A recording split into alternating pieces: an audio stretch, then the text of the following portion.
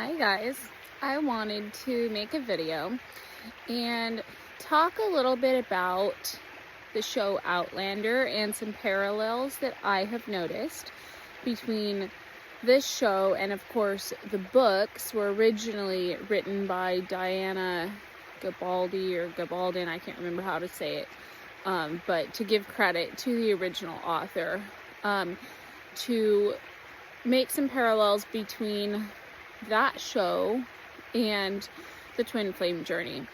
And so I watched all of Outlander a couple of years ago, and now that they're coming out with the second part of season 7, which if you are an Outlander person, you're probably as excited as I am, but now that they're coming out with it, I have gone back and in anticipation for them releasing that have begun to rewatch it. And as I've rewatched it, I have noticed so many things that I believe were definite messages for me.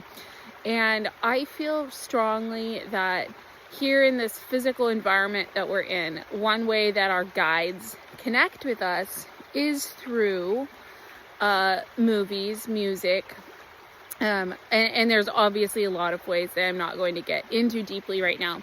But I feel that this movie has a lot of symbology on the twin flame journey. So let's get started. The first thing that I notice, okay, and this is just a theme throughout the entire series, is as Claire meets Jamie in the show, he consistently pursues her, okay? There is no game playing with him. There's no not being sure what he wants. Even before they were married, even before it was a love relationship, okay, he was pursuing her, he was protecting her, he was keeping her safe, he was looking out for her. And so that's a definite theme throughout. And I think that it's a hard one because women can sometimes get caught up on the mixed messages, but they have these big feelings for men, which I cannot speak about something unless I have experience with it, okay guys?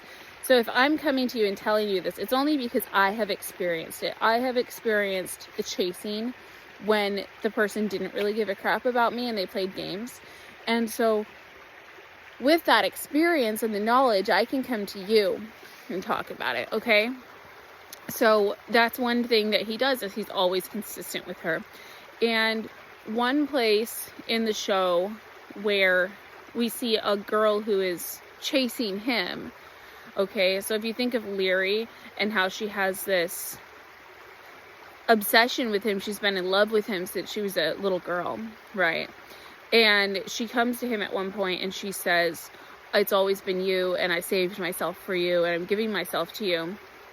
And in that moment, you know, you see him having the temptation, but he goes, "I made a vow to someone and I'm not going to break that." And then he goes and he talks to Claire and they have this long conversation and they commit themselves to one another. And it's right after the part where he had tried to discipline her, and he goes, "All throughout history, all of my generations back, my father has disciplined my mother, and that was our tradition. But I see that it's going to be different with you." So he recognizes so early on in their marriage that this has to be an equal partnership. And so he's releasing the tradition and the customs and the mindset that he was of and he thought marriage was going to be like, to come to a place with her, a truce with her, where they're truly accepting that there's going to be give and take. And she says the same to him. She says, "I'm giving myself to you," but she holds like the boundary, "You're not going to ever hit me again. You're not going to treat me that way." And so it's this really beautiful moment where there's give and take, there's divine love, because they're coming from the higher self when they admit that they were wrong, but say that the marriage, the love, is the most important part. So that's one part, okay? And I want to also talk a little bit about Claire and Frank and this dynamic. So very first episode, right? She's on her honeymoon with her first husband, Frank. And she obviously loves him a lot. And so then when she travels through the stones and she comes to life in that place in Inverness 200 years ago and at Craignadoon from 200 years before, and the first person she meets is Frank's ancestor, Captain Randall, right? And she's going, oh, it's Frank. Well, obviously she finds out quickly that it's not, because he attempts to rape her. And all of her future run-ins with him, she has to come face to face with this man who reminds me of my husband in this lifetime is not safe. He has the same face of the one who I thought was safe. And yet in this other lifetime, this connection that they have is very different. And they both recognize the connection, okay? Captain Randall, the very abusive and heartless man that she meets, who looks like her husband, he recognizes that they have a connection, okay? But to him, he doesn't recognize the love that they share in this later lifetime. He sees only that there's something significant about their interaction, and he sees it as an opportunity to control her, to try to force himself onto her, to try to treat her extra badly, because he recognizes that there's something significant here. And so I think that that is a lesson in, okay, if you love someone and you have had a past life with them, and you really knew that in that past life you cared an awful lot and they loved you, but it's not that way in this lifetime, you have to recognize that and you have to release that.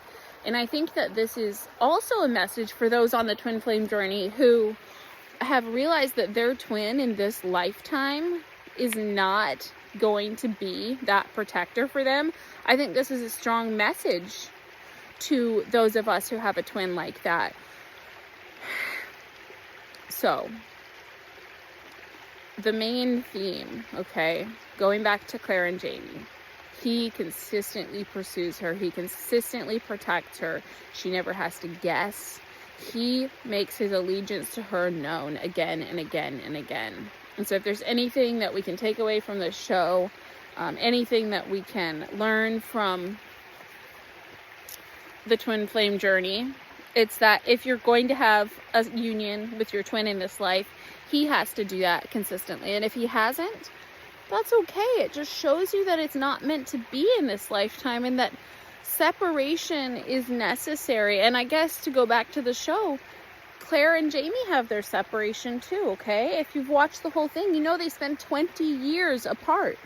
Well, that could be different. That could be a whole lifetime for some of us. And that's okay, because during those separations, they're working really hard to overcome their karma, you might call it, or the things that they have to overcome in that part. Okay, so Claire, when she goes back to school and becomes a doctor, and Jamie has the printing press, and he has to first escape from the British prison, you know, and restart his life after being a prisoner. He couldn't have done that with Jamie or with Claire by his side, because that was a battle that he had to fight alone. She had to go back and raise Brianna alone, even though it was the result of their union. And so if there's anything that I can say to you guys, it's that separation does not make your twin flame connection invalid. It doesn't make it less than. It's a huge and necessary part of the evolution for the individual who is part of the other in the twin flame connection. So take heart.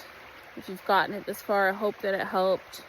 Feel free to reach out to me, because I know I've gone through it, okay? I couldn't speak this way about the twin flame journey if I hadn't first gone through it, if I hadn't cried all of those tears in the separation, if I hadn't come to this peace of understanding that it's okay, that separation is okay in this lifetime, and that I do want to choose to have the partner like Jamie who will pursue me, even if that's not my twin in this life, okay? That's okay. So anyway, hope you guys have a good one. I'm going to enjoy my outdoor time now, and I will be back on later.